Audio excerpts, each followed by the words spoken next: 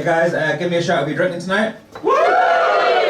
Yeah, it's a big drinking culture in the UK. Like, I come from Newcastle, which is basically big Wetherspoons.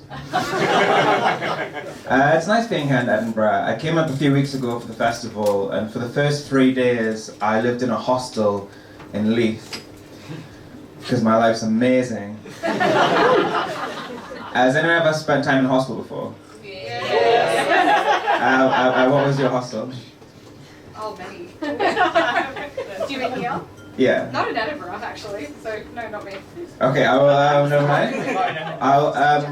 For the rest of the kind of crowd, I'll quickly explain what a hostel is. So a hostel, it's quite a weird concept. So you sleep in a room with a bunch of strangers, a lot of which who are leaving the country the next day with your iPad.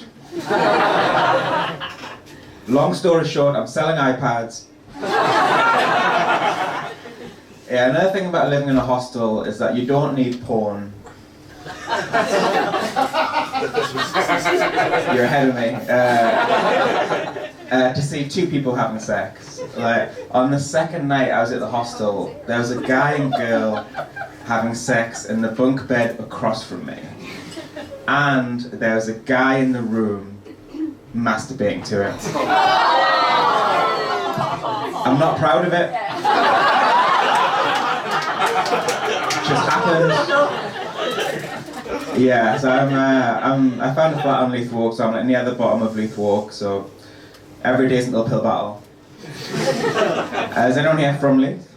Whereabouts in Leith are you from? Salamander Street. Salman, I'm like near the big Tesco at the bottom. Is that Big Tesco's great. Big Tesco's great. Would you say that Leith is like a rough area? Parts of it, yeah.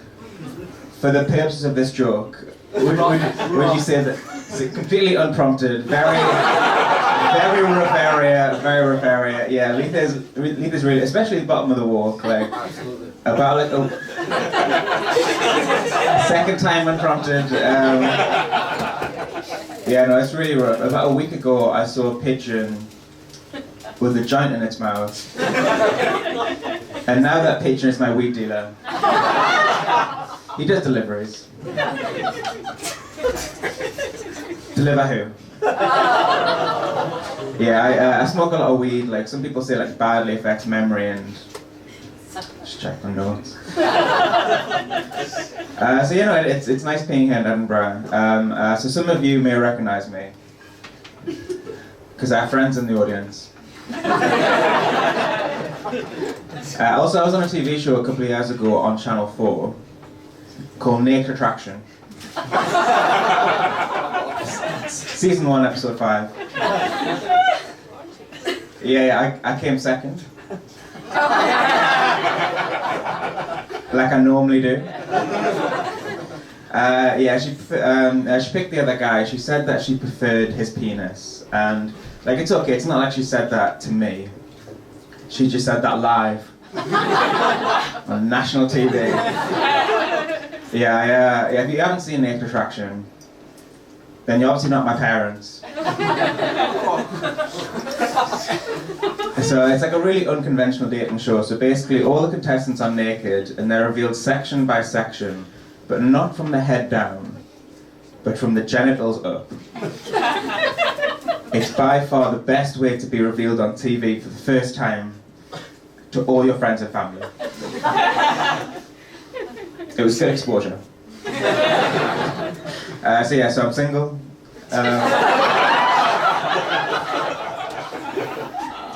Yeah, the main dating app I'm on is Bumble. If you don't know what Bumble is, Bumble's a dating app where girls message first. I got a message from a girl on Bumble 2 weeks ago which said, "Hey, I'm looking for someone who is rich, good looking, and regularly takes me to expensive places and buys me expensive things." I replied, "Me too.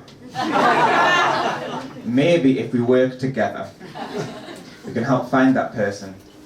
I don't know, I don't really say that I'm single. Like, I much prefer the term, like, in a relationship with myself. And I'm confident it's a long-term relationship. Like, I go for dinner, have my way with myself, especially since I paid for the dinner. I mean, We already live together. I've met my parents. It's getting serious. What else can I tell you? I'm really pale. Like, I'm so pale that often when I walk around my flat, it looks like I'm haunting it. Yeah, I love writing jokes. Like, I could write jokes all day. Because I'm on universal credit. I have a lot of time. No, I'm just joking. So outside of doing comedy, I work part-time in a bar. So I'm usually the one that like fills up the fridges and brings the stock from like downstairs to upstairs. Mainly because my boss knows that I do stand-up comedy. So they know that I'm pretty good at lifting up the spirits. Am I right?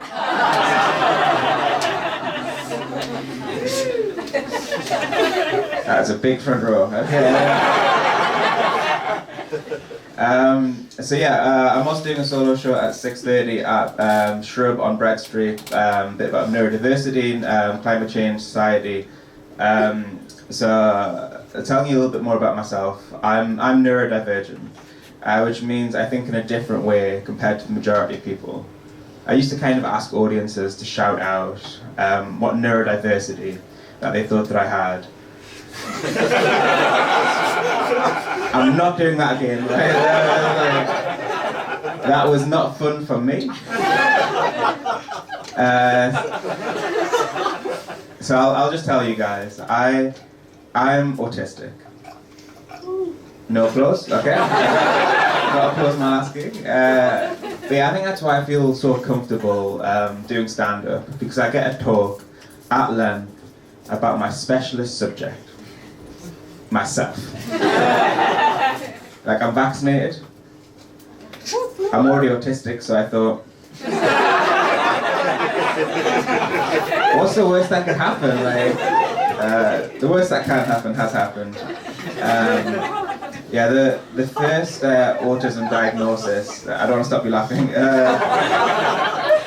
Yeah, the first autism diagnosis was in December 1936 by psychologist Mildred Creek. If you're not laughing, you're learning. Before that, there wasn't any autistic people.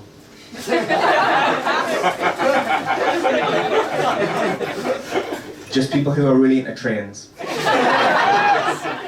Yeah, the most common stereotype about autistic people is that we don't understand humour.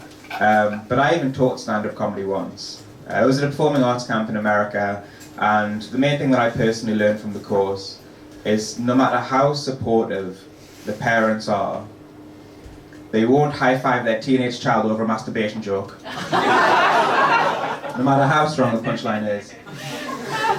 So that is my time. So I've got to head off to another gig after this, but if anyone here wants to follow me after this show, it's at Andrew Tubman 2 on OnlyFans. Bumble, Tinder. Round of applause for Matt, you're an amazing host.